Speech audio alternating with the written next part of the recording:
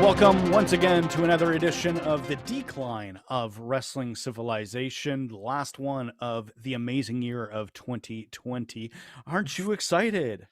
The amazing year of 2020. This year sucked. Oh, man. And we're going to be starting the show on such a high note as well. I know, yeah. It's just nothing but positive things going on right now. So I am Joe Martel.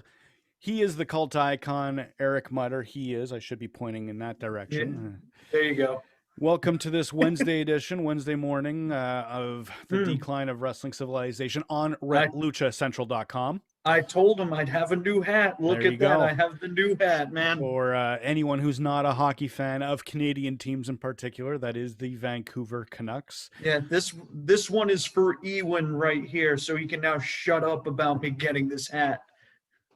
Inside joke that I don't get. Yes, so, that's a Twitter friend of mine right gotcha. There. Showing my age, to me, the Vancouver logo is still the old gold, red, and black jersey. So, those hats are out of the price range. I can only imagine. They're like Sting with the NWO. The real Sting may or may not be in your price range. You know, that sort of thing right there. Good old Sting. Yeah, now it's going to get sad, people. That's right. So if anyone's been paying attention to wrestling news over the last 3-4 days, there's not much. We will talk about Raw. We will talk about some other things going on in the world of wrestling. But obviously the big news is the passing of Jon Huber, Brodie Lee, Luke Harper, to those who only know him from WWE.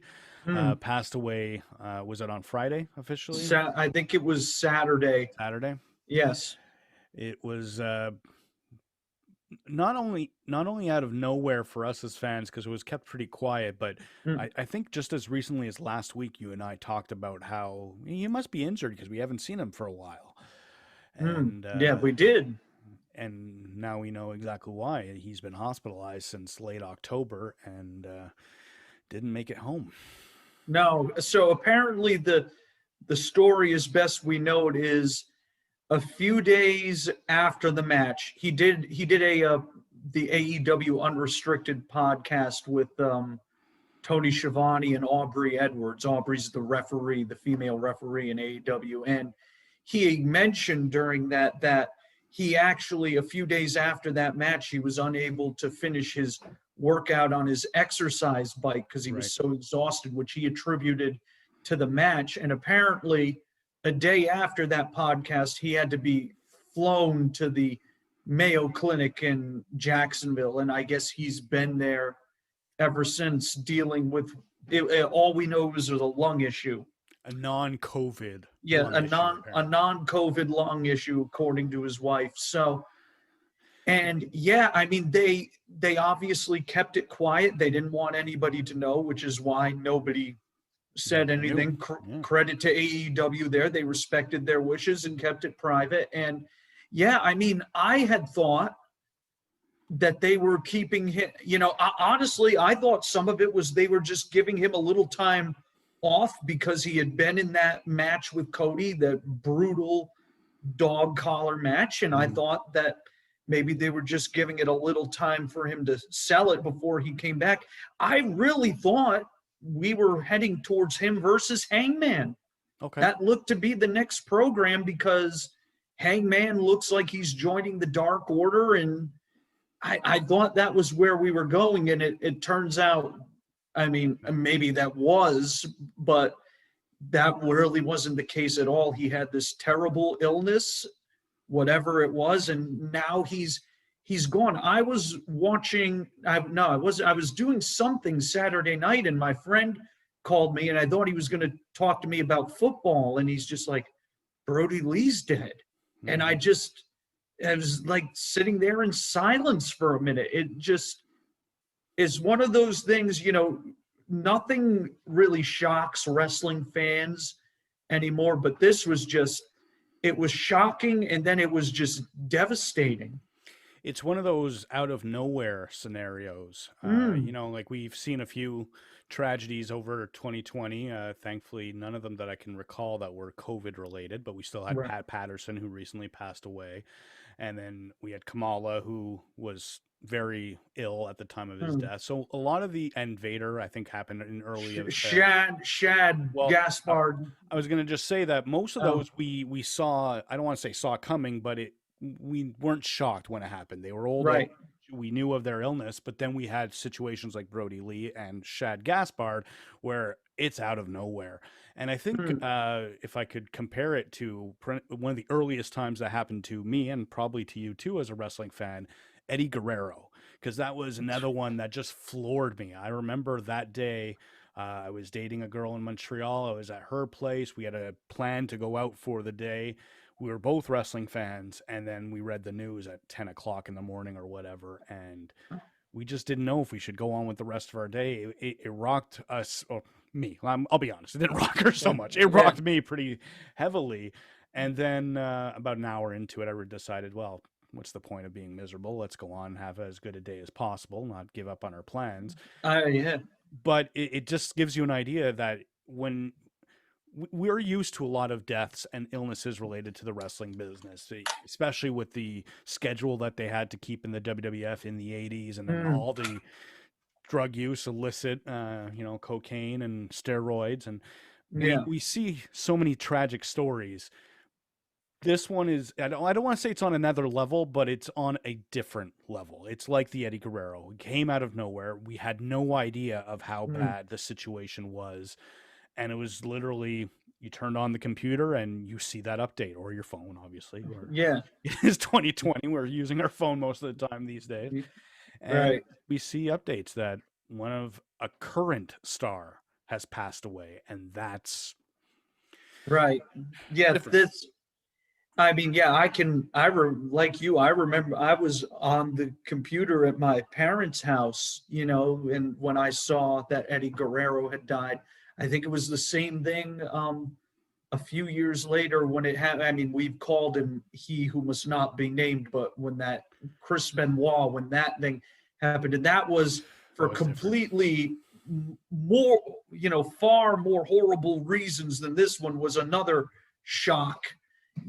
But those two things, yeah, they stand out as, because when we were growing up, wrestling deaths unfortunately are not new.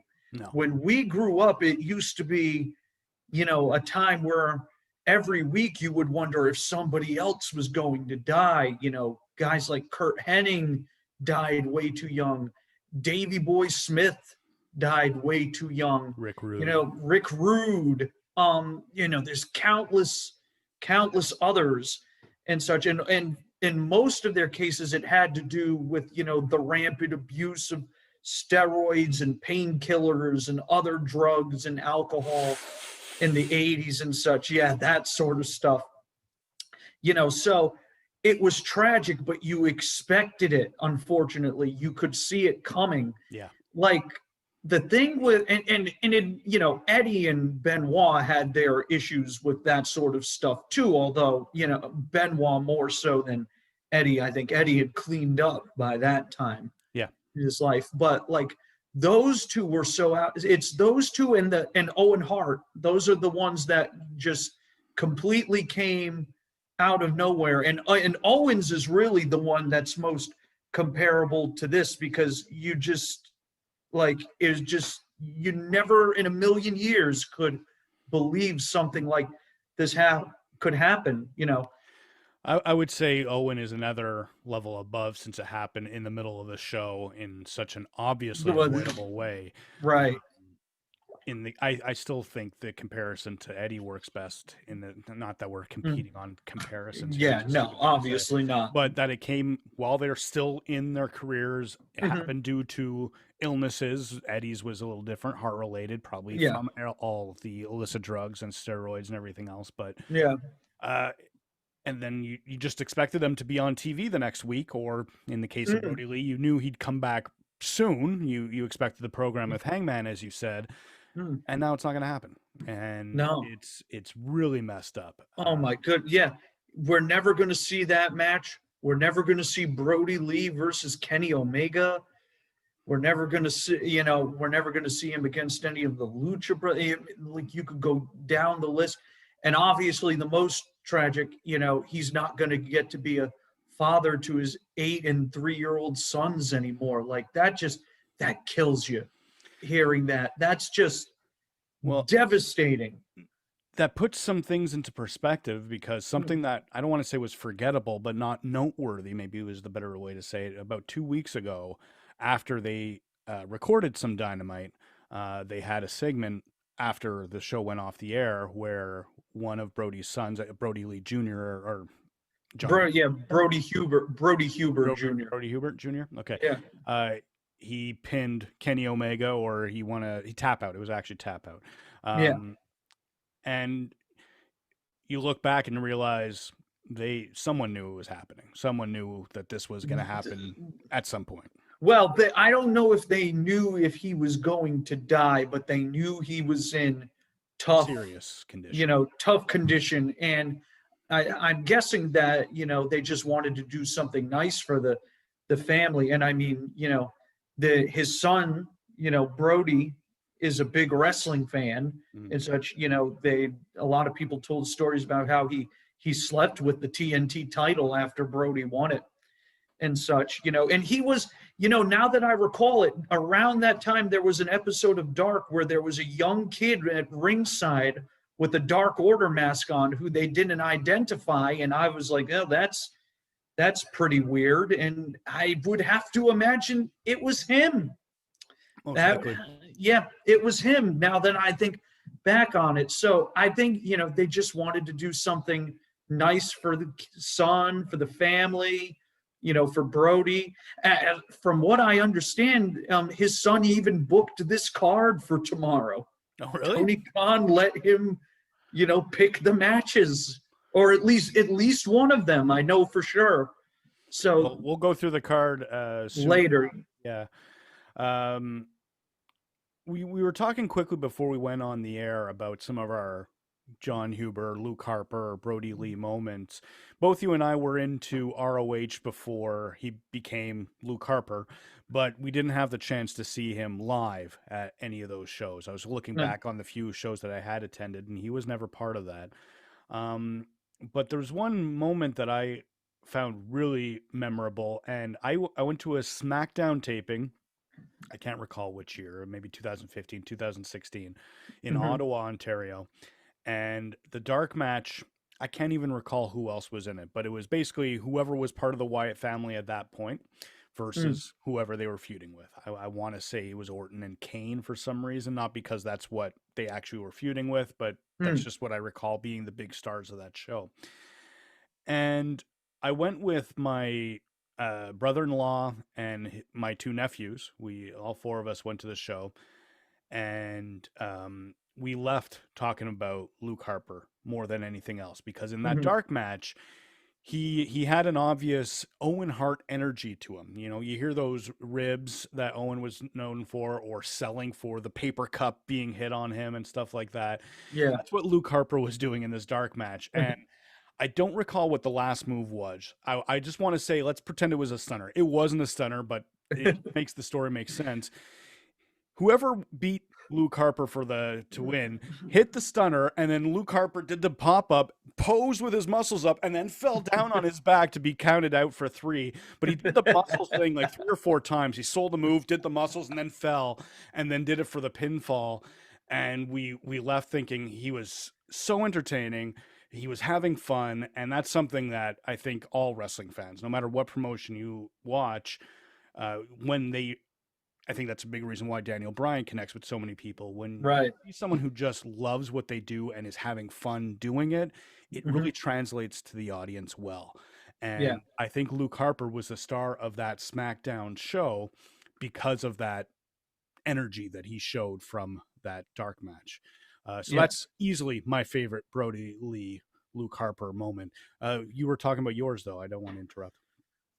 There's a ton. I mean, he was a great worker everywhere. I don't think a lot of people really grasp that, because most people are going to associate him with the WWE run and now the AEW run. But like, he had been on the indies longer than he had been in WWE, if I'm not mistaken. Yeah. I could be mistaken by it, but if not, is a very small gap there. But like, he was a star in Chikara. He had some matches there with Claudio Castagnoli, who many will know now as Cesaro, that were just incredible. There was a cage match in particular that is one of the best Chikara matches of all time. Okay. He was in Ring of Honor briefly. He was a member of the Age of the Fall stable, which was, one of the more underrated stables in wrestling history. The one that had, Jimmy Jacobs and the Necro Butcher and Seth Rollins even for a little while before he broke away and everything. He was known as Tyler Black at the time. Tyler Black then. He was involved in stuff like that. And then eventually, he does get to WWE. And one of the reasons I was excited about the Wyatt family was because I knew Brodie Lee. Mm-hmm. And I was like, wow, so they got this really unique indie guy with this great look, very unique look, because nobody has that long beard with the long hair thing. Or nobody did back then. Yeah, nobody. Now we've got copycats. Nobody could move like he could at that size. Size, yeah, exactly. Yeah, he was able to do dives and Hurricane Ranas. He had an unbelievable Michinoku driver, as I recall. He was just this complete package. And, he and Bray and Rowan had some matches with Mox and Roman and Seth that were, the first one in particular at the Elimination Chamber in 2014 that's probably the best match of Bray Wyatt's career. That's probably the best match of Bray Wyatt's. Probably Rowan's too. Yeah, probably. Arguably the best one Luke Harper had in WWE. Oh yeah. He had a lot of good matches, but that was probably the highlight. Yeah, I looked back on it, yesterday, and I was like, that, because I was wondering, did he have anything better than that match? And he honestly, I don't think he did. And not to say that he didn't have any more good matches after that in WWE. He did, but like that was special. That match was special. And then he comes to AEW. I mean, like, there really is no point in avoiding it, because we're going to talk about it sooner or later here, either way. He was, WWE never truly got it with him after those initial Wyatt family matches. There were moments where it looked like they would. Mm-hmm. We have talked often, both on and off the air of this show, of that run. I believe, what was it, 2017? It was WrestleMania 33. WrestleMania 33 I think you're right with the number. 2017, yes. So, where they did the first Bray Orton match in the feud that it just keeps on giving at this point. Right. And Harper, as he was known then, had been heavily featured in the run-up to that, and he was getting over. He had a really good match with Randy Orton. I think it was at the Elimination Chamber again. Lots of good things happened to him at that event. Mm-hmm. And he was also feuding with Wyatt a little bit, and you told me for weeks at that time that he's going to get added to this match. They're going to strap the Rocket to this guy. They're going to put him in that match. This is leading somewhere. And, this was at the time where I was just that insufferable, WWE sucks at everything, man. WWE could cure cancer, and I'd be like, why didn't they do it 5 years ago or something like that? like how Miz Fan is with Sting. And I was just like, it's like, the disgraced Randy Quaid in Major League 2. So what? They'll blow it in the 9th. And I was like, it's not going to happen, man. It's not going to happen. You're like, you're going to be wrong. You wait and see. And unfortunately, that was one of the few times I was right, because they ended up, he was like on main event like a few months later or something like that. I think he was in the Battle Royal on that card, which was on the pre-show, the Andre the Giant Battle Royal. And then I feel like there were actually graphics. I don't know if they were fan-made or WWE made, but there were graphics advertising it was going to be a triple threat between Orton, Wyatt, and Harper. And then obviously it didn't happen. And I don't think WWE didn't get it with him. I don't feel that's the way it went, but they definitely had something at that moment that they could have grabbed onto, and they chose not to. And I can understand why, in the sense that Orton and Wyatt were on an obvious main event level, whereas Harper wasn't quite there, but this match could have gotten him there, and they chose not to do it. And that seems like a mistake in the long run, especially when you see the quality of how that match and all the follow-up matches that year were. Harper could have added a lot of energy to something that ended up being pretty deflating for all fans. In the end, I could definitely understand his frustration, why he'd want to leave WWE, dropping down a card to the tag team. He was in the biggest tag team at the time with the Bludgeon Brothers, and they were a huge factor in the. They were going to push them huge, but they got hurt. They both got hurt. Really got in the way for their. The same thing that happened to the Authors of Pain a few years later. Yeah.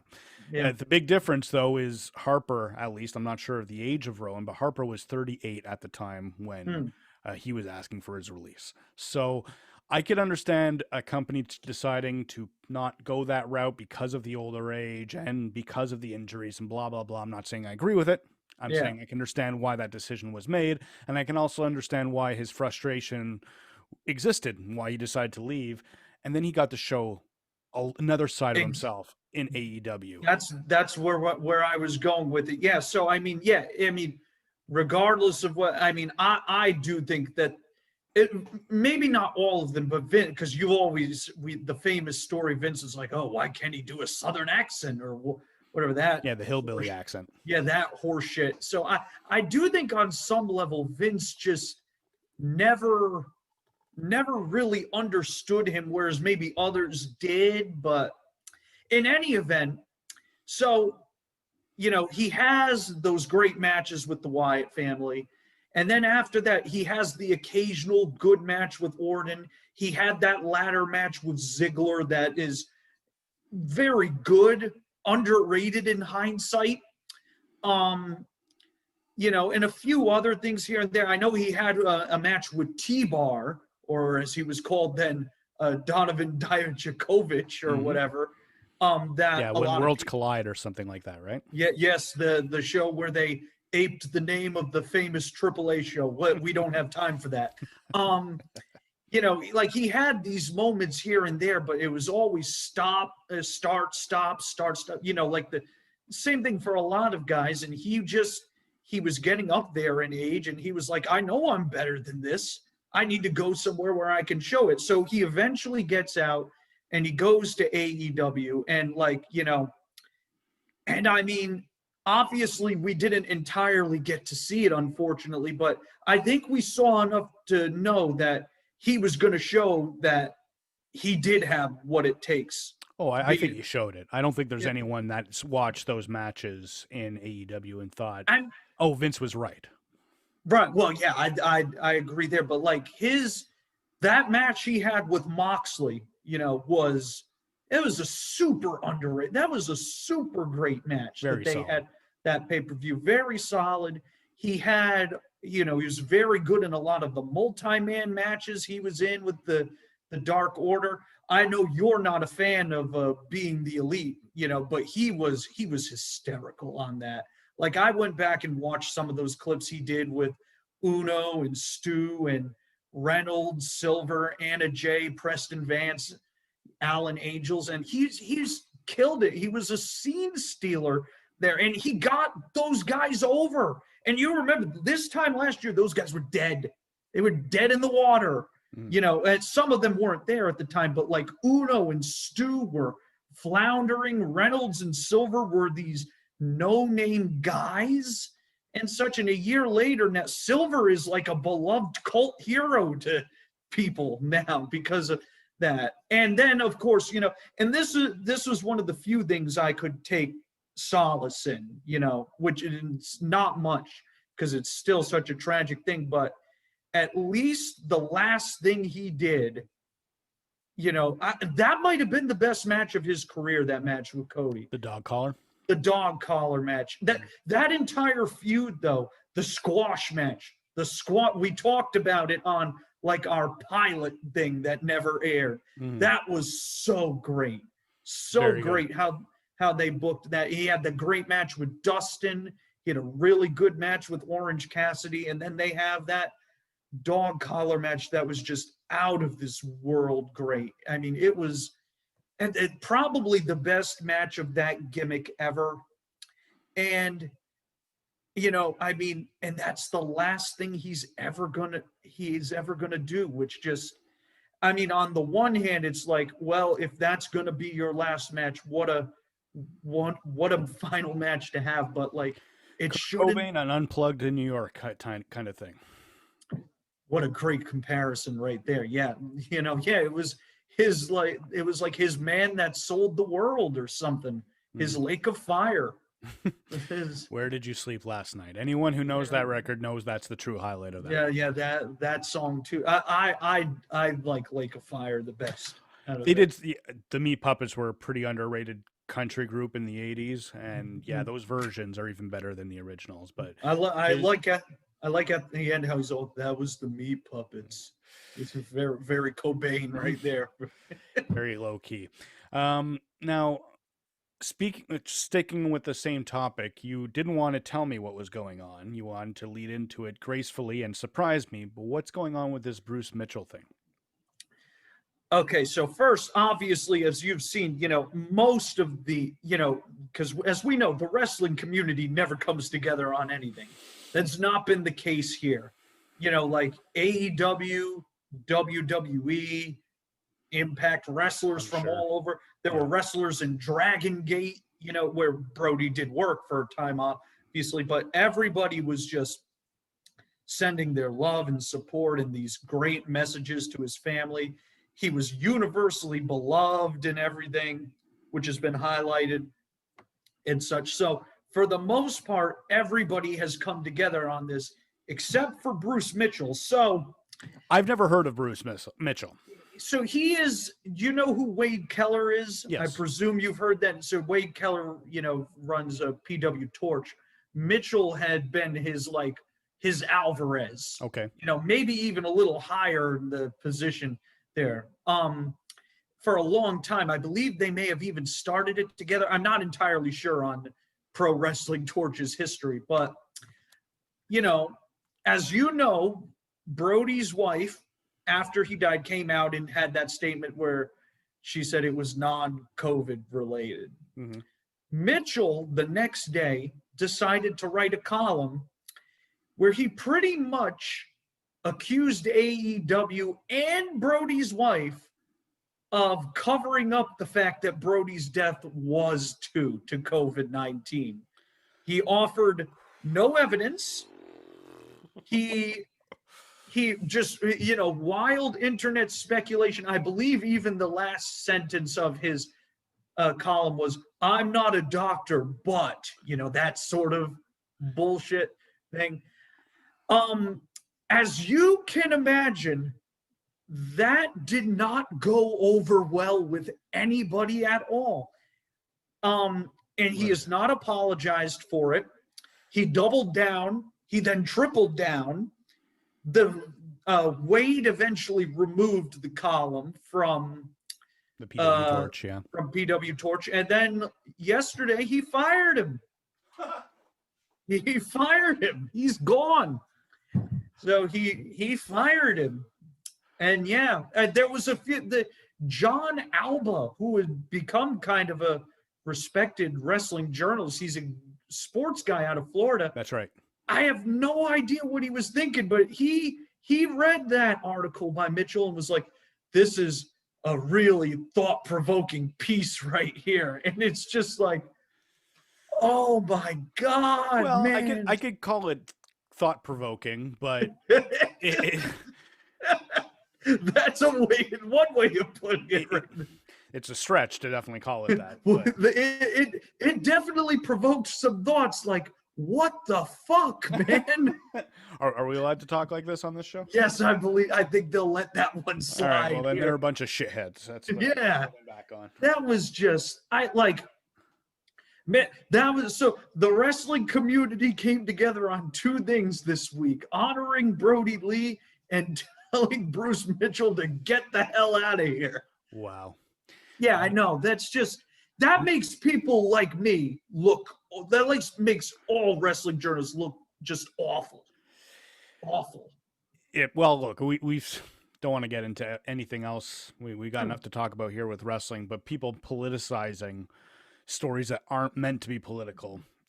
It's almost like we're accustomed to it. We shouldn't be shocked, but it's still shocking each and every time.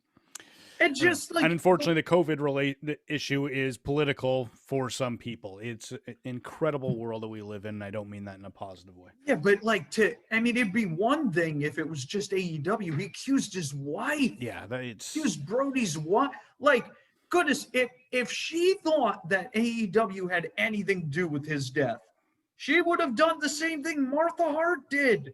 I was thinking more like Reby had when Matt got hurt and she went all full force on, yes, he was concussed.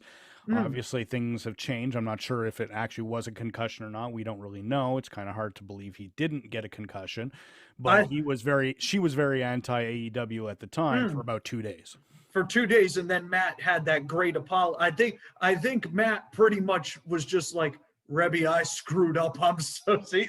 He did the TV apology, the first ever wrestling segment where he apologized to his wife in a shoot, and he smoothed it over that way.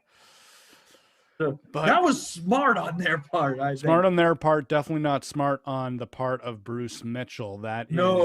I can understand writing an opinion piece in the sense of saying this is possible. To make an accusation, though, horrible mistake. Without evidence. Without any evidence. It's taking a hot take on purpose, honestly, to get that name out. I think that's precisely what he was trying to do. He was like, oh, I can get my 15 minutes here again, and like, true shame. Yeah, I know, awful. Did you watch Dark last night? Did they mention anything related to Brodie Lee on Dark?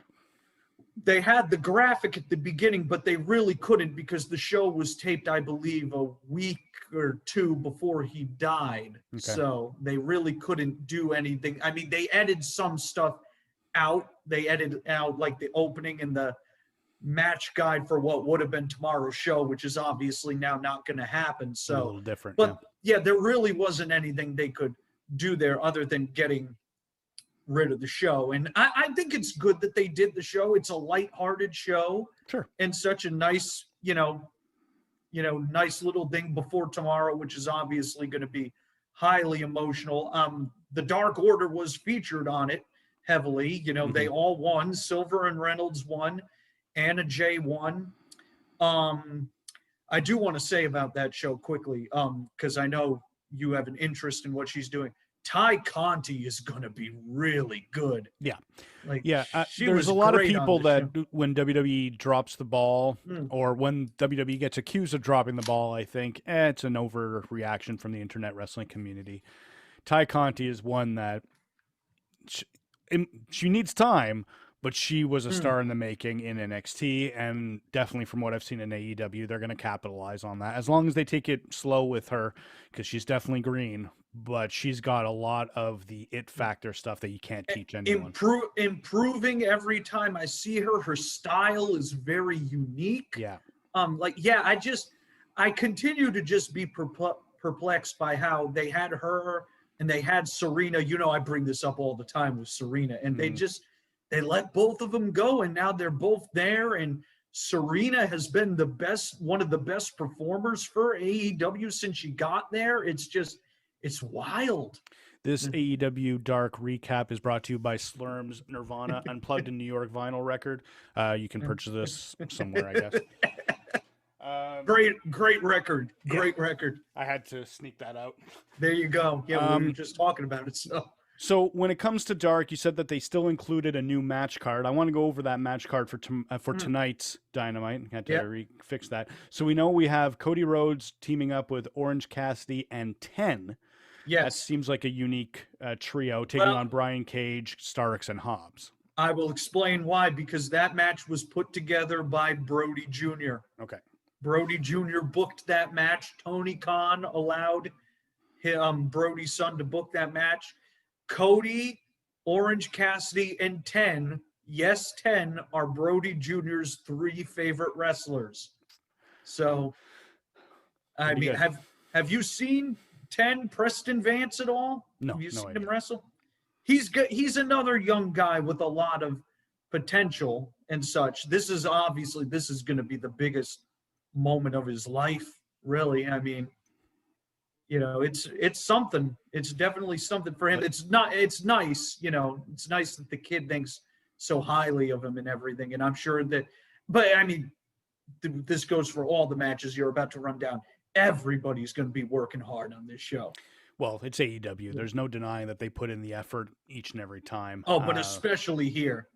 I think the big thing I don't know Preston Vance from a hole in the wall because I'm not much for AEW, but 10 will say, I think should take this as one of the ultimate compliments, because I think for an 8-year-old to say he's one of his favorite 3 wrestlers pretty much says that Brodie Lee thought very highly of 10. So he went home, saw his kids, and said, you know what, this guy's pretty special. Right. So at least that's my interpretation of this. When I think back to when I was 8 years old, I thought the Ultimate Warrior was my favorite wrestler, and obviously we look back in time and maybe not the best choice. Well, the son was also there a lot, from what I understand too. So he's seen these guys wrestle, and Vance is pretty good. He's he's more raw than most of the main guys that they have there, but he's been impressive when I've seen. He's got a very good spine buster. Him and Will Hobbs have great spine busters, and they're now both in this match. Yeah. Yeah. Another match you just mentioned, Tay Conti. She'll be joining up with Anna Jay to take on Dr. Britt Baker and Penelope Ford. Yeah. I can't see a great work out of this. No, but that's not what's important here such. They needed to get Anna Jay on that show. She was a member of that group. This is a large part about honoring that group here as much as Brodie too. I hope they do something, because I always look at wrestling from the story perspective. I don't care so much about backstage politics. I just care about what's on the screen. I understand that you can't incorporate that 100% the way they normally would, but I'm hoping that they do something to push the Dark Order into whatever the next direction could be. I'm not saying they got to turn them babyface. Might be the way to go. It's hard, or have a split within the group and there is a heel portion. I don't know, but I hope they use this show to start something. They're so entertained. They've been leaning towards this anyway, because they're on BTE, they're comedy guys. And I know BTE is a small fraction of the audience, but a lot of AEW's live audience are regular Being the Elite viewers and such. So Silver in particular, at these limited fan shows, he's been one of the most over people because he got over on that show. Gotcha. And such. So, and they're getting cheers and everything. And, Silver and Reynolds are a really great tag team, and Uno and Stu are a really great tag team too. There are a lot of great workers there. Well, I knew them as the Smash Bros, because back in Montreal, that's where they started their career. So I saw a lot of Player Uno and Player Dose. That's what as well. Used to be, yeah. So speaking of them, they're teaming up with Lance Archer. Not exactly from someone who doesn't watch AEW, looks like an odd combo, but obviously it makes sense in the purposes of the Brodie Lee tribute. Taking on Eddie Kingston, and then a team you and I have both really enjoyed, Butcher and the Blade. Butcher.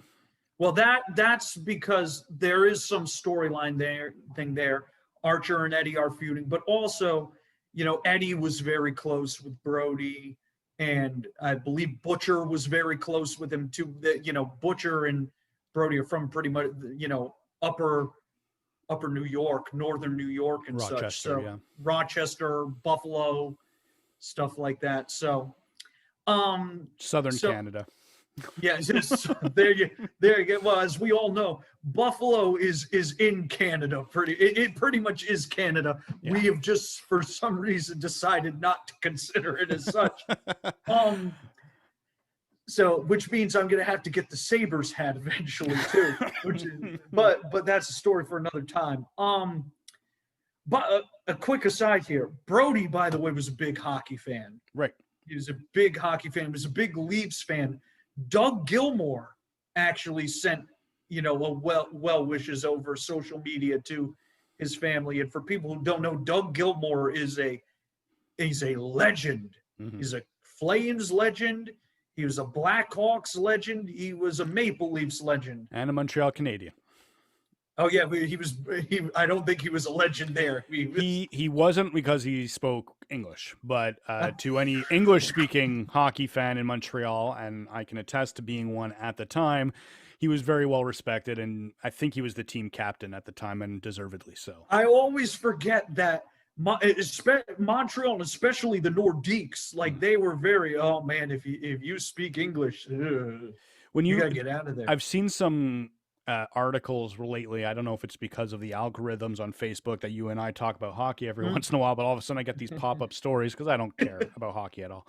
But I'll get a lot of recent stories about the worst trades in hockey history, and every single one related to the Montreal Canadiens is sending someone that is English for someone who is French. And obviously we talked about Patrick Roy a couple of times, but they had to get nothing but terrible French players in return. Wasn't Roy French Canadian too? But they sent someone English as well, and only brought in, I think it was Jocelyn Thibault, who was... And nobody knows who that is. Nobody knows. He's the guy that Jose Theodore supplanted him years later. And that was another monster. It was actually Jose Theodore who got me out of hockey. I realized I can't follow this team anymore. They're so frustrating with their political. Anyways, so Brodie Lee getting some good respect from Doug Gilmour. And then another match leading into what else is on Dynamite. We have the Young Bucks teaming up with Colt Cabana. Also in the Dark Order. Oh, yeah, exactly. With taking on Matt Hardy and Private Party. So there's definitely some storyline continuation with that match as well. Right. Yeah, I think they tried to get as many people who were close to Brodie on the show as possible. They also wanted to get the Dark Order on there as much as possible. I mean, if it had been me, there were maybe a few things I would have done differently, but I can't quibble with this right here. I mean, this is obviously a terrible situation for AEW to be in. They've lost, one of their best performers, a guy who everybody loved. Everybody loved that guy. He was a locker room leader there. He was close friends with pretty much everyone. So, and obviously, his family is involved in putting together this show with at least one match. And I've heard some people say that Brodie Jr. came up with the whole thing, really, and such. So this isn't going to be obviously, I remember the Raw is Eddie show. Mm-hmm. I don't remember a single match from that show, but I remember the feeling of that show. And that was one of the most emotional shows of all time. And this 100%. is going to be the same. This isn't about the matches. No, the matches or stories.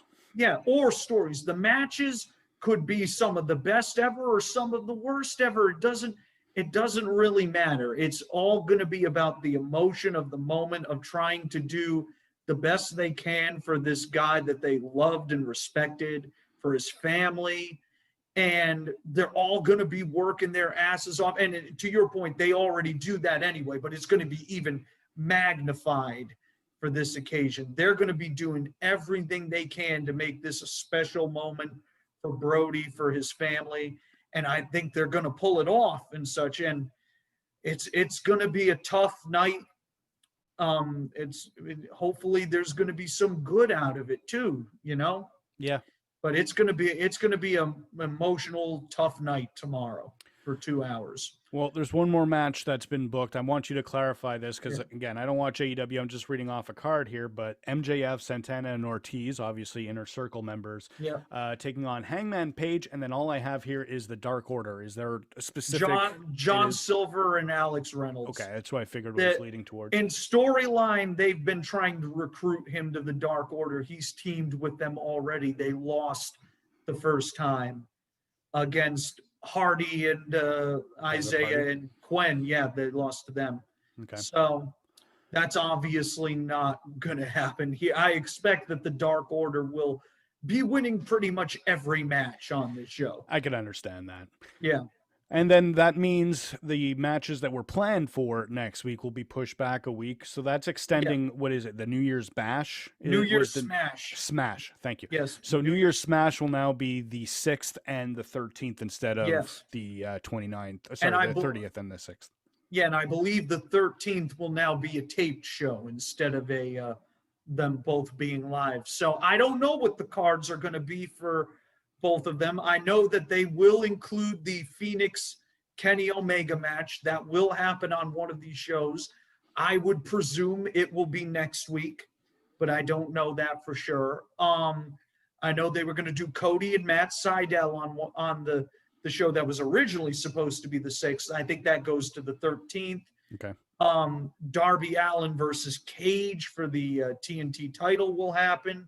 Hikaru Shida versus Abaddon for the women's title will happen on one of these shows. Whenever I see that woman's name, I always think it's Abandon. And thank you for pronouncing it properly for me, because I will not get that right. I'm always doing it wrong. Yes, she is quite the character, that woman. Very, very great at the character, and thankfully is not burning anybody yet. We'll get into that. Yeah. Well, that's I can see why they might want to tape that show for the 13th, because I'm sure with Snoop Dogg and everyone else that might be booked, it might be hard to say, hey, could you show up the next week instead?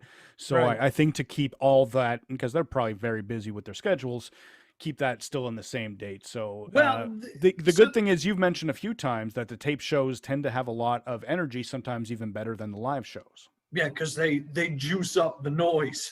Fair enough. That definitely, like they used to do with SmackDown, that definitely helps. Oh, what? Thunderdome. Come on, we know. I think what we're going to end up seeing is Snoop will just do next week's show, which he was originally supposed to do anyway. He was the guest for that one, and for this week, Jericho was supposed to be on commentary, which he is going to be anyway. And he's going to be more subdued, obviously, this week than he usually is. He was very close with Brodie, too. Right. And I would think they just put him on commentary on the 13th, because I don't believe he's going to match book, and he'll be able to go all crazy Jericho on that show. And I know, unpopular opinion in general, because I'm not the AEW fan, but commentary from Jericho is unwatchable for me. People are starting to turn on him. I think it's too over the top. I think it's like watching Byron Saxton in WWE. You're too obviously playing a character and not doing your job as a commentator. I don't mind. He has not worn his welcome out with me yet, but that's also because Jericho will bring up CMLL on occasion, because he worked there in 1992, and he's gonna be like, I remember the time I wrestled Negro Casas Schiavone. Well, on the other show that's on Wednesday nights, we have NXT. There was talk that WWE filmed some footage for some tributes towards Brodie Lee. They didn't get it done for the Monday show, but there's apparently rumors that they're going to air something at some point. We discussed quickly that we probably hope that they don't do it for NXT, because doing it competing with the Dynamite tribute show just seems low class. Yeah. It might be to be expected on either SmackDown or maybe a special on the network, or both. Or the bump, or their show, The Bump. The Bump, yes, you did mention that possibility. Yeah. My mistake. So on NXT tonight, we are going to see a North American title match of Johnny Gargano taking on Leon Ruff, and we're going to see what will be a very dependable good match between Roderick Strong and Pete Dunne. And that's, very few instances where WWE did, I know NXT bores you, I get that, but let's have some respect for a second. There was coincidence. Yeah, Gargano. When it comes to NXT, they do a lot better of that long-term storytelling in the sense that these guys have had a feud for a couple of years now, and they're revisiting it in a very intelligent way. It's not a feud that's been done to death like Orton and The Fiend. So I'm looking forward to that match, and I know AEW, everyone's going to be watching that show. I'll be watching NXT because it's still the show I prefer in general. Well, but this is a bad week to do that match because of what's going to happen tomorrow night. You know, everybody's going to be watching AEW. Tonight. Well, tonight, yes. Tonight. Excuse me. Yes. Not here in the possible past or future or whatever. We watched Dark last night. Remember now, Eric? That's right. The hat is confusing me. I'm sorry, Mr. Gaston. I got confused. Anyway, I'm gonna make that mistake again in a minute. It's all good. To those who haven't caught on, we're recording this on Tuesday night. Yeah. Cat's out of the bag. Yeah. So yeah, tonight, tomorrow night, whatever you want to call it. You know, they're in a tough spot there because everybody's going to be watching the Brodie Lee thing. That's obviously going to have everybody's curiosity. So it's a tough spot for NXT in that regard. And I mean, I guess you could have moved that to next week, but I guess they didn't want to do that. I don't know if they're doing it live or if this was taped either. Right. I don't know. Most of this show is going to be awards and such, from what I understand. So you're right. Yeah, I think that the two matches you listed are the only two matches on the show. So, you know, it is what it is. They probably weren't going to win the night anyway. No. Because going up against Omega in Phoenix. So, I'm sure Triple H. They couldn't win the night when they had the advantage of the NBA interfering with AEW last week. So, you know, that is a fair point right there. I prefer NXT, but I know I'm in the minority on that one. Well, yeah. I mean, hey, you like what you like, but yeah, that was definitely after that. It was like, oh boy, what the hell happened there? But you know, this is just a tough situation here and such. And I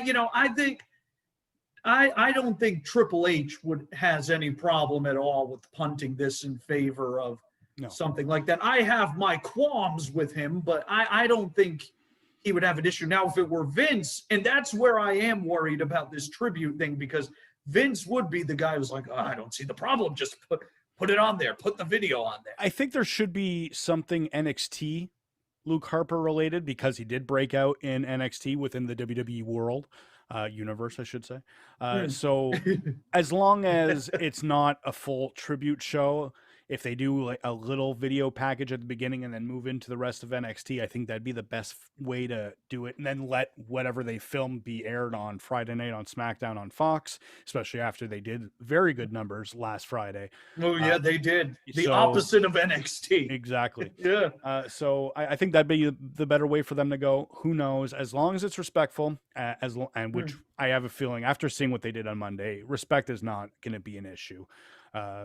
As long as they don't overdo it, that's really the big key, especially on NXT. I would just do the graphic for this show, and then I would do if you're going to do the video tribute on TV, I would do it on SmackDown. I think they kind of have to do the video tribute because, you know, I mean, I'm sure you saw, I forget his Impact name, but Brian Myers. Yeah, Brian Myers was very upset that they did not do a 10-bell salute. And I don't think the word of Brian Myers means much to anyone that matters. And I think the people complaining and agreeing with Brian Myers just aren't paying attention to how WWE produces their shows. Well, I have to say here, we shouldn't be telling the man how to react to this stuff. He was good friends with him. If he wants, I completely understand why he feels that way.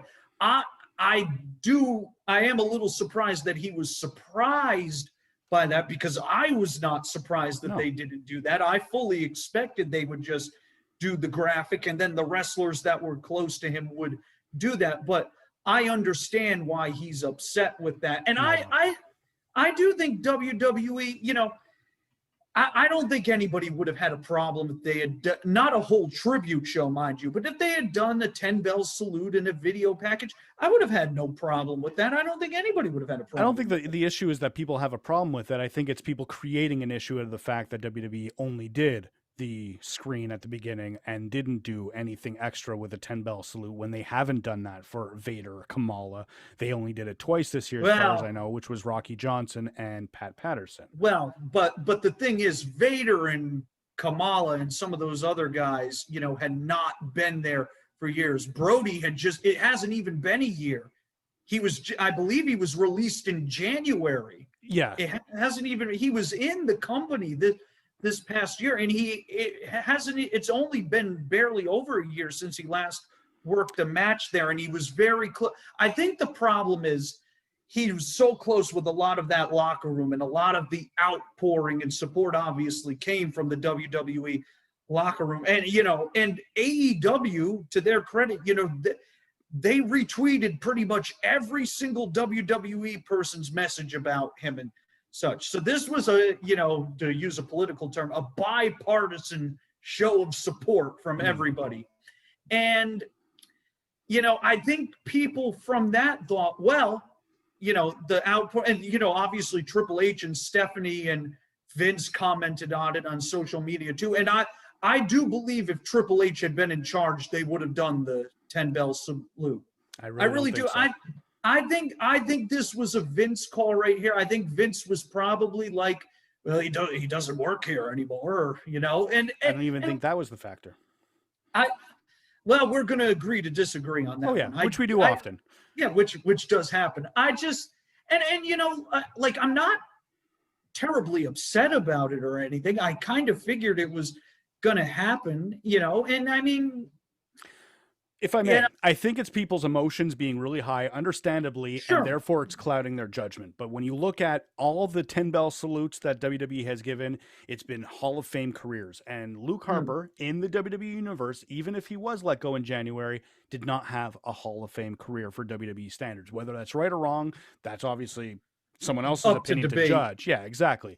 But I think it's pretty fair that unless he went to AEW and then came back to WWE and succeeded in some way, not saying that would have happened, but I think that would have been the only way he would have had a WWE Hall of Fame career, and that would have led to a 10-bell salute. But with a mid-card career in WWE, no matter what he did in AEW, not a factor for WWE, right or wrong. That's just the way it operates, and I don't think anyone should have been shocked or take them to task for doing more other than because their emotions are charged up. Right. Well, Myers' emotions were charged. He had lost his friend. And I think, people got their expectations. It's the same thing as always with WWE.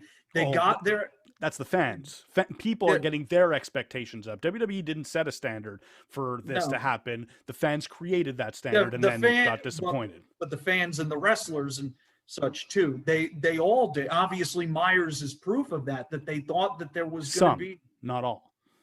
Some, well, publicly at least. I don't know privately. Because you always hear privately, and then none of these guys come out publicly because we all know they're scared. They're scared to death of going against Vince or anybody in power there. For sure. Again, I wasn't upset about it. I don't blame him for his reaction. He's obviously going to react emotionally. I'm not going to tell him how to react in this situation. And there were many people who did, and those people I think need to, reassess some of their thinking there. I think Brian Myers 3 months from now is going to realize, I probably went a little too hard on that. Maybe it's forgettable because it's just a single tweet, which I get, emotions charged up. But I think in the end, the full picture of how WWE operates with all their tributes, this was in fact more than they normally do for someone of Luke Harper's stature in the WWE. The talent certainly went above and beyond, but which is something I don't think that WWE would have let them do 5 years ago. Well, remember, they did when Masawa died, they let Punk go out there, and he did bunch of stuff with the. I think he had the Masawa armband and such that was notable. That was like a decade ago. He did the stuff with Savage when Savage died and such too. Although Randy was, obviously that's a Hall of Fame career. A Hall of Fame career, but he had been ostracized from WWE up until that point in time. So yeah, that's a really weird one. I don't know, but this is WWE. They're so weird. They're inconsistent with pretty much everything. It makes sense that this would be the case here in some regards. I really feel like they've been consistent. I don't see the inconsistency on this. Well, I don't. There have been occasions where I just pointed them out where they were a little bit different. But again, it's not the end of the world. For the most part, I thought their response was very classy and such. I understand why he reacted the way he did. I don't know if a few months he'll go, well, it was a heat of the moment thing and such. But, everybody, emotions are high. Everybody has the right to react how they react. And either way, WWE is going to do something here, I think. And as long as they just don't do something tomorrow where they're actively trying to siphon ratings away from AEW, which I don't believe they're going to do either. I don't believe that for a second. Probably not. But again, I think it would be fine if they did something quick because of the NXT history that Luke Harper, Jon Huber had. But again, I don't want to repeat too much about what we've already been saying. I think they're going to do the graphic. The graphic is going to for sure is going to go up at the beginning of the show. And I think they may end up leaving it at that. And that would be fine. I would have no problem with that. I would have no problem if they did a short video, like you said. We'd have to judge what happened before we could really go into anything. Well, so we have those two matches on NXT. They're probably going to do some promotion along with the awards for next week's show, the New Year's Evil, which will now be competing with night one of the New Year's Smash from AEW. So once again, Wednesday nights, pretty much a wrestling fan's best night for North American wrestling production. Yeah. So I wanted to switch gears. I think it's about 50 minutes we've been talking about Brodie Lee. Right. And I don't want to get into Raw because honestly, it's nothing too special, but it is the burning woman. Let's move on. The one thing I want to discuss with you, I know not a WWE fan, but it is the start of the most exciting WWE part of the calendar where it is building up to the Rumble, which is the road to WrestleMania. What are your thoughts on the rumors of the fact that it looks like it might be Daniel Bryan that's going to win the Royal Rumble and then head on to WrestleMania to face Roman Reigns for the main event? Well, he is in the Rumble, right? That is what I heard. He entered in. That's right. Yeah, it's gonna be him because, the rumor had been they were going to do it at the Rumble. Well, if they're not going to do it there, you mean a match between the two? Yeah, a match between the two at the Rumble. I know they have the Fastlane still in February. Who knows? Who can say for sure? But I think you got to do it at WrestleMania at this point. I don't see what else they can really do. They gave Big E the IC title. Not impossible to take it off him, but it signals that they're not ready to go that route yet there. And they're doing the Kevin Owens thing now. I don't really see where else they can go other than maybe Drew. And I don't know about that one. So I think... And Bryan, the whole story with Bryan is, I've never won the Royal Rumble, which we all remember, dude. You have not won that match. Painfully, we all remember that. And so... Especially related to Roman. Well, no kidding. Yeah. So I think that's the natural way to go. I don't know if they're going to have a better match for that situation than that, because obviously, to me, Roman's best match ever was still... the first one he and Bryan had. That was a Fastlane show. That was at Fastlane, and I think the similar thing would happen here, especially since this is probably going to be Bryan's last big full-time Mania match. Maybe he transitions into having some part-time. I don't know what his deal is. I think he came out and said he's aiming towards a part-time career in the near future. Yeah, I don't know. You never know with him. I would expect he stays with WWE, but he obviously has some things he always wanted to have that match with Blue Panther of all people in CMLL, and he can't do that in WWE. So I don't know. Maybe he does a thing where he go like he does what Jericho did, where he goes a few other places and such. But I think this makes sense. And Roman doesn't have to lose. You don't have to take the title off him. In fact, I don't see that happening if it's Bryan who's challenging him. No. You can just keep the title on him for as long as you want. I think that's a way better option than doing it with Drew, and it's certainly much better than this Goldberg idea I've heard about too, which, oh my God. I don't know what the deal is. I don't read the reports, as I'm sure you know, but I did have someone tell me that a recent report was that Goldberg was contracted for a WrestleMania appearance and therefore is guaranteed to have a match with Roman. Can you imagine if they do Roman and Bryan in February and then go to Goldberg? Oh no. I would say that's one of the biggest mistakes they could make. And now that we've said it, it's going to happen too. You know this, right? No. We have jinxed it. Oh, I don't think so, thankfully. Well, at least we'll find out who has the best spear now. No, I don't care. I'm fine with Roman. I like Goldberg, and I think his part-time career in WWE is better than a lot of people give it credit for. But the big problem is not Goldberg or the character or even his work, though it has been, there was that sloppy match with the Undertaker as well as with the Fiend last year. But I think it's more the dependency from the WWE to put these legends in the main event spot at WrestleMania. And it just puts the entire plan that they seem to be building up out of whack, such as the Fiend was the big thing, and all of a sudden, he won the title from Braun, and now he's losing it to Roman because Roman's back. Or in the case of Goldberg in particular, the Fiend was the champion on SmackDown. All of a sudden, Roman shows up and spears him and takes the title. Did that to Kevin Owens a couple years back as well. I don't like that aspect of it. Overall, you are actually correct. Goldberg's run overall since he returned has been better than I would have possibly imagined, right? Except for 3 instances. And unfortunately, those 3 instances are so bad that it's soured so many people on. Oh, for sure. Like the Owens thing, the match with Taker, which was just an abomination. That I haven't seen any of those Saudi Arabia shows. Well, good for you. and then the Bray match, which was also in Saudi Arabia. So people were talking about how, man, WWE hasn't put on a bad pay-per-view all year, and then somebody was like, there was Saudi Arabia in February, dude. I think while I'd love to brag that it was a political reason that I don't watch them, they're non-canon, and I watched the first one, the Greatest Royal Rumble or whatever it was, and Braun won it, and he got some title, and then it was never mentioned again. And I realized, that's what these shows are going to be. The only thing memorable about that show was poor Titus O'Neil's moment. Yeah.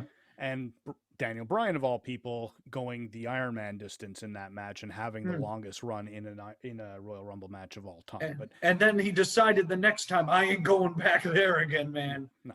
Yeah. It's if we have a benefit from the COVID, we have not had a Saudi Arabia show since February. But that pretty much is the biggest benefit WWE has had. Yeah. Nobody's gone to Saudi Arabia. Nobody's had the second most famous wrestling plane ride in history. That's just been a public relations nightmare. I know the money's good, but man, I don't think it's going to be worth it in the long run. I'm hoping they can use this as a way to sneak out of it, but we'll see. No, they should be able to. Like, they're still making a ton of money even without that deal right now. Sure. And Saudi wasn't even that's part of the problem. Supposedly they weren't even paying them. Yeah, that was another part of it. You're absolutely right. Part of why that plane story is such a big thing. Supposedly that was over. Vince was like, I'm not going to broadcast this show if you don't pay me, because they hadn't paid him. And then the next thing you know, Luke Gallows and Carl Anderson are wondering if they're ever going home again. and they lost the job in about a month after that. So I wonder if that's all tied in together or not. Hey, but hey, they're now part of that Dynamite Impact thing. So yeah, I don't think they're complaining near as much, though they have No. legitimate complaints if they still are. Right. So you were just mentioning Drew in terms of taking on Roman. Obviously, it looks like they're going to be kept separate, but unfortunately, because Raw has not been that much of a great show, it doesn't sound to be anything blockbuster unless they bring back someone like, again, I'm not asking for this, but nothing feels like a main event match outside of a Goldberg, a Braun, a Brock, or maybe a Cena. I don't know. I know he's got a lot of commitments with the Suicide Squad, but John would be a great thing because he would put Drew over too. oh, there. for sure. But I don't think he's available. But either Right. way, we don't know. But those matches feel like a WrestleMania main event. All the options that seem to be on the actual table do not. So we have Keith Lee taking on Drew next week on Raw. Yeah, so that eliminates that. They're not going to do They're a not match gonna they do do on Raw. and they're not. I don't see, as much as I've been enjoying Sheamus, I don't see that match being a WrestleMania main event. Well, I guess they could decide Roman and Bryan is the main event, and we could do Sheamus and Drew underneath. Which I don't. No. I could see, I know what you're saying, and I get that, but even WWE tends to elevate both matches to be, because, they did that 2-night thing for the COVID WrestleMania, and they had each of those matches main event. Right. I have a feeling they'll treat that similarly. I don't know if they'll be doing a 2-night WrestleMania again, but I have a feeling both matches will be pretty much main event 1, main event 2. Right. Either way. So I don't feel that really stands out, unless someone from SmackDown moves over to Raw. What if they do Drew in the feet? What if they do Drew in the feet? You talked about jinxing things just 30 seconds ago. But for a second when you did that, I was like, am I speaking too loud? Am I going to wake somebody up there? No. It's just your nightmares, apparently. There's just no combination. The only one that's fresh is the one that you mentioned. That I was kind of saving that for last, so we could take a huge dump on it for me to poop on, basically. For me to poop on. There you go. The Hurt Business, they've been really good, but it's not like Bobby Lashley is really standing out. They already did that this past year too. Yeah, you can't. The Miz has the Money in the Bank contract again, but that doesn't feel like a WrestleMania main event. The Miz can't even beat the great Grand Metalik, baby. Yeah. I can understand the losing streak gimmick, but that doesn't really work towards a WrestleMania main event. Grand Metalik's first WWE win since 2016. Woo!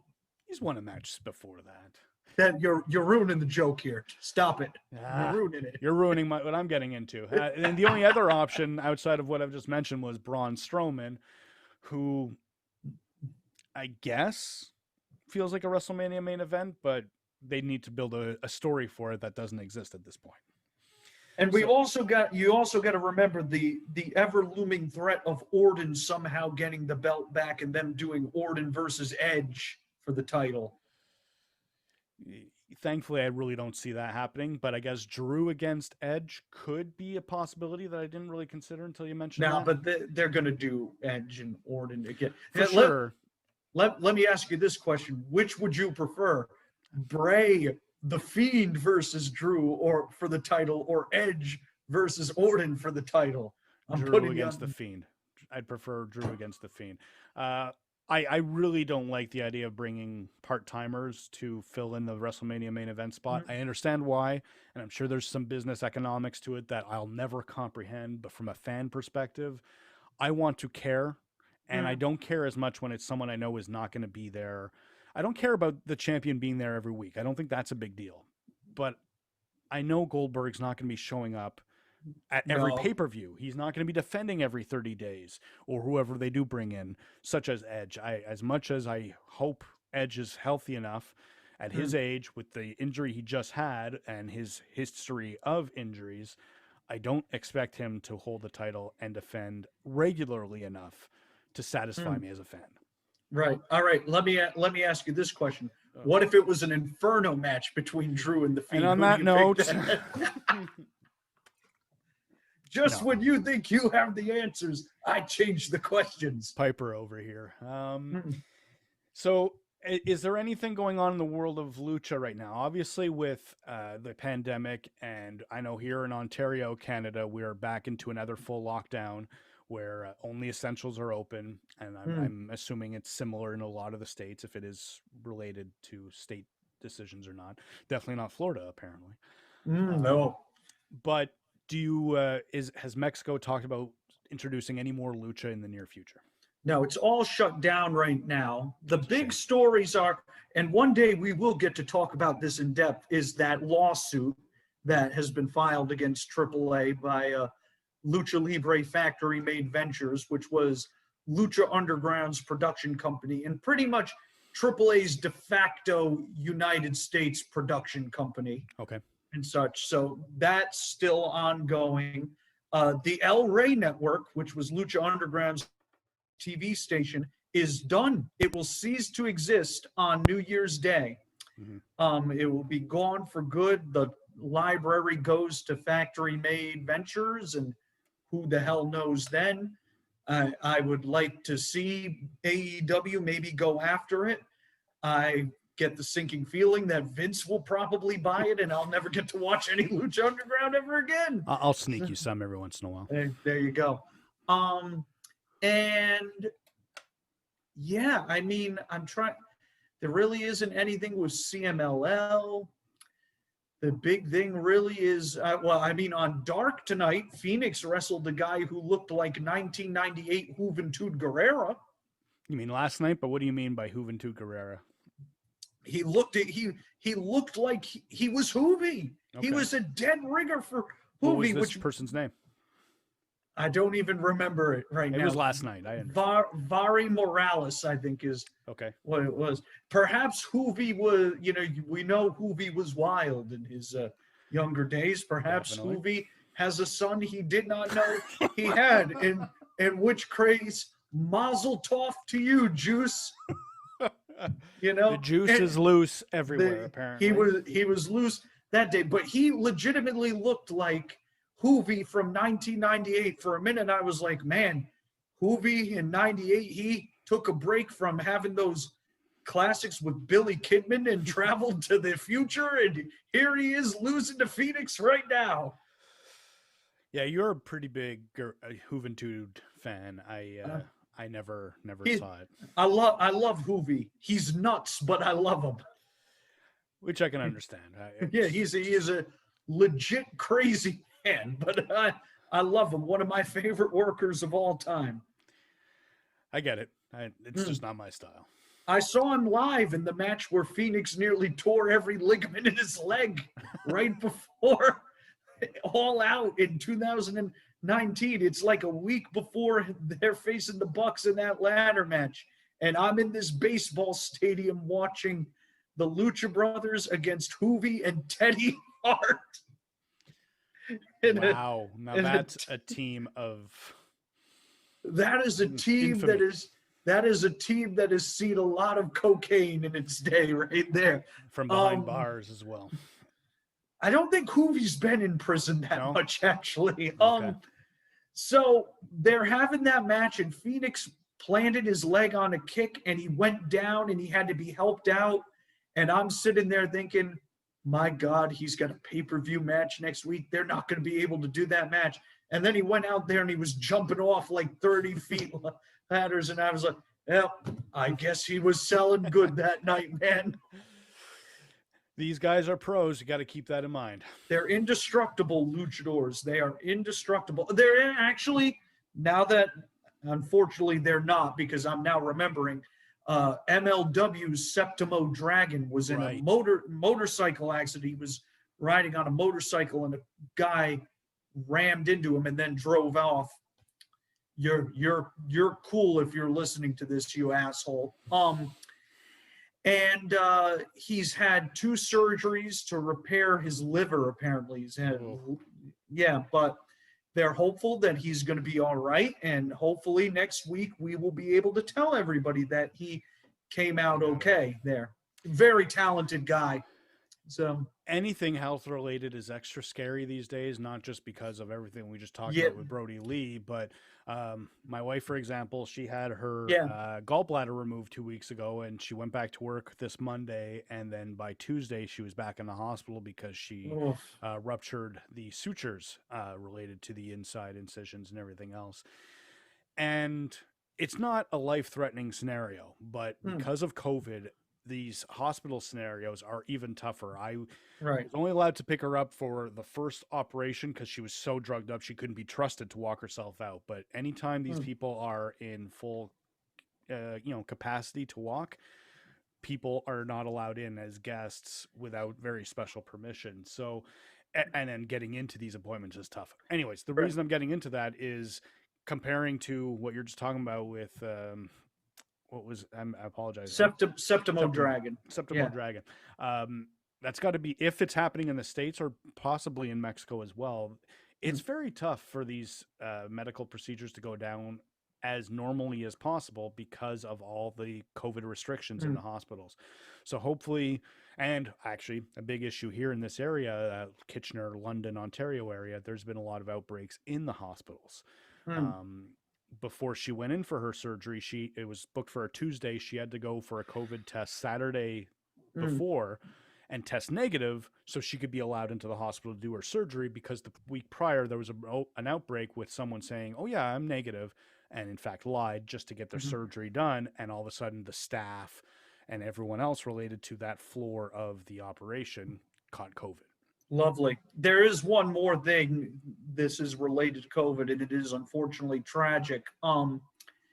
And people will remember from WCW, Damien 666.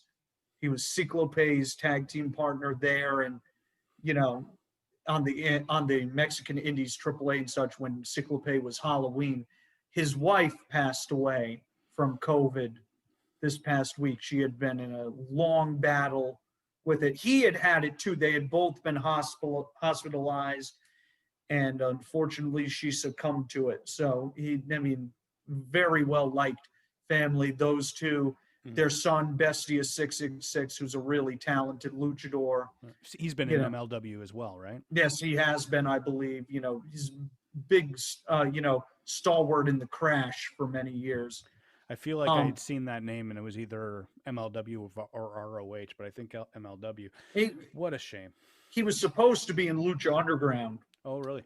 for season 4. He was supposed to play the role that Australian Suicide played as Vampiro's master, but they replaced him with Suicide for some reason. Yeah, just awful. Everybody loves Damien. He's very much like like Brodie and such. He's Well well respected. respected. He's been around for forever. He's looked 90 years old ever since I first saw him in WCW and such, and he looks the same now as he did then. Just an exceptional base, very good hardcore worker, very knowledgeable, great commentator. He's commentated in recent years, and we're just thinking about him a lot too right now.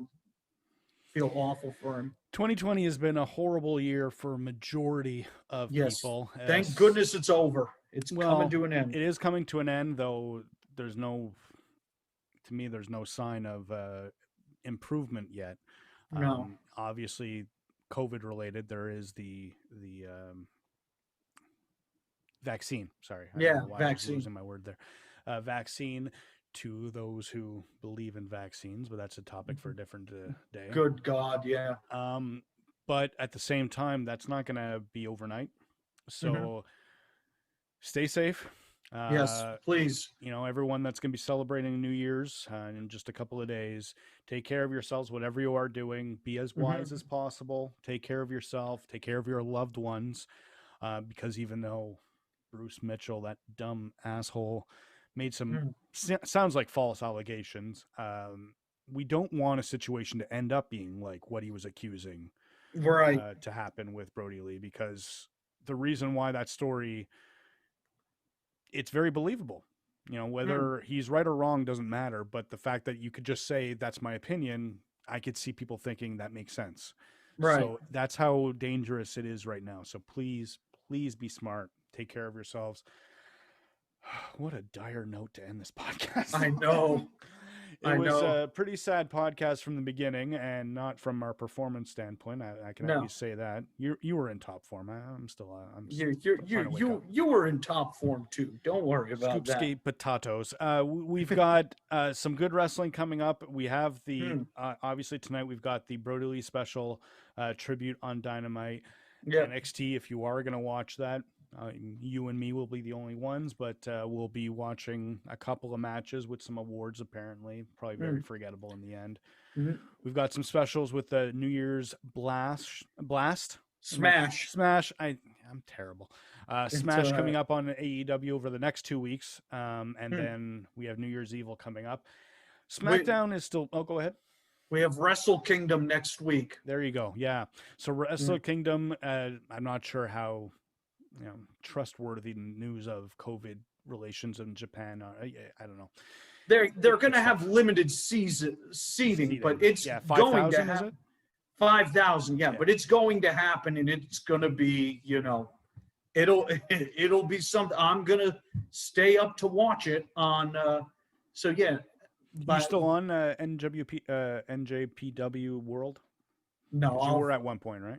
No, I will try to sign up for it this time or something like that. I read it might be on Fight, so if you still have your subscription for Fight TV, there you go. There you go. Well, either way, I will figure out a way to watch the show. I mean, it's a legal way, right? A legal way, yes, legal way. It's going to be a fantastic show, I'm sure. I am looking. When has there been a bad Wrestle Kingdom? The mid 2000s. Anyway. I'm looking forward to hopefully seeing Kota Ibushi win the IWGP Heavyweight Championship.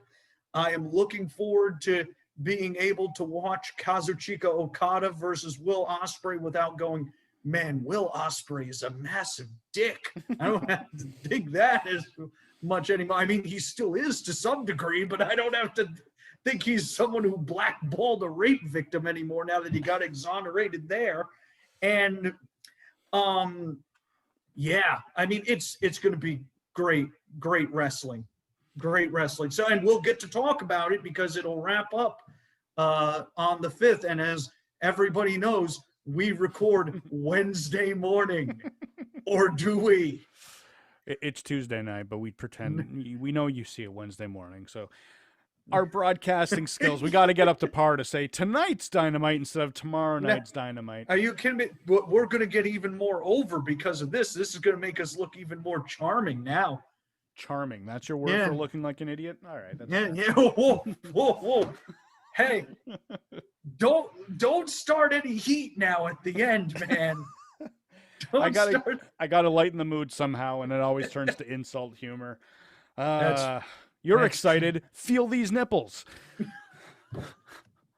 Just some random movie quotes to make us laugh. So on that That's note, all part of the new lineup. Who gives a rat's ass Tuesday? The basketball for the good people before don't we tell them. Don't. Anyways. Update. We still have no friggin' clue where this guy is. I feel like I should have been smoking a lot more pot, or any pot, at the time I watched that, because it just feels like it was written by guys that were really high. But man, that movie is hilarious. Scenario 2, Moxley went to Wrestle Kingdom. He won't be there. No, don't expect He won't be there. Don't expect that, people. He was booked for this week's show. He won't be at Wrestle Kingdom. But tune in next week. We will bring you another edition of The Decline of Wrestling Civilization. Thank you again, Eric, the cult icon, for joining me. Thank you. We had it was not the most fun show, but it was a great discussion on Brodie and such, and we're all going to miss him. And I mean, hopefully they kill it tomorrow night, AEW. They just deliver this great show for him and his family, and we're all going to be thinking about him. Yeah, tonight's Dynamite show is going to be a pretty big deal. So, yeah, every respect to the Huber family, the Brodie Lee family, to the AEW family, because I'm sure a lot of the people that have been working with him over the last 10 months. Fun fact, if we had gone an extra half an hour, it really would have been tomorrow. We would have been right. Yeah, it's 11:31 here, Eastern time. Thank you, though, and yes, absolutely, Brodie Lee. I'm not much for afterlife beliefs, but I hope peace for the family, and I hope that they, to anyone who is hurt by this tragic loss, come to terms with some sadness in your lives as soon as possible, because this year has not been easy for anyone. We love you, Brodie. Rest easy, man. And we love every one of you that tunes in. So thank you once again, and we will see you next week. Bye, everyone.